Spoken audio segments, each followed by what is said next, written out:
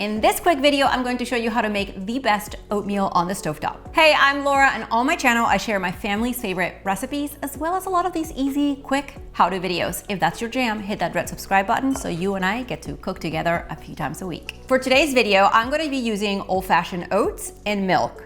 In fact, you could also use water, though the reason I'm using milk is because it's gonna give my oatmeal a richer, creamier consistency. So here I have a medium saucepan that I'm going to heat up, and I'm gonna put the heat over medium-high heat. Whether you make 1 serving or 4 servings, the oat to liquid ratio is usually a 1 to 2. 1 part oats, 2 parts water or milk. So let's add our oats in our pot.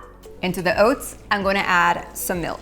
Oatmeal tends to be a bit plain for a lot of people, so I feel like adding a pinch of salt into my pot makes it more flavorful. And then I'm going to take a spatula and stir the mixture around.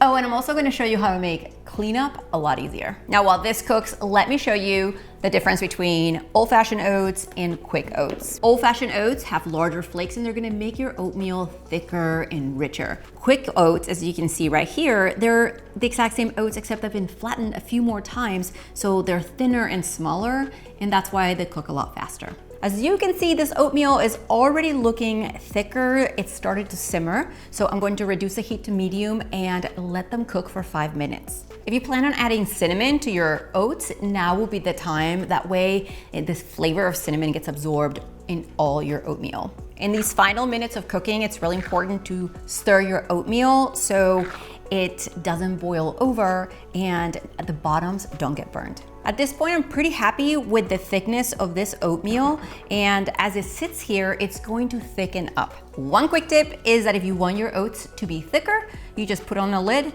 and wait another 5 minutes and it will thicken up. This is also really helpful if you added too much liquid at the beginning and your oats are kind of runny, just put on the lid and wait and they'll thicken up. By the way, if you enjoy tips like that one that make cooking a lot easier, make sure to give this video a thumbs up so I know to always add them in my videos for you.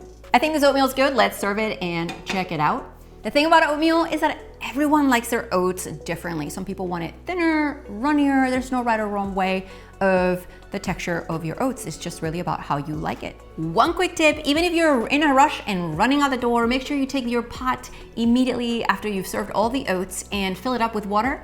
Even if you come back tonight, it'll be super easy to clean that way. Now you can eat the oats just like this, or you can just load it up with your favorite toppings. I've got some berries right here that I'm going to add, and let's check it out. I feel like this is the perfect bowl of oats. Hearty, creamy, delicious. Everything you need is in the description box below. See you next time.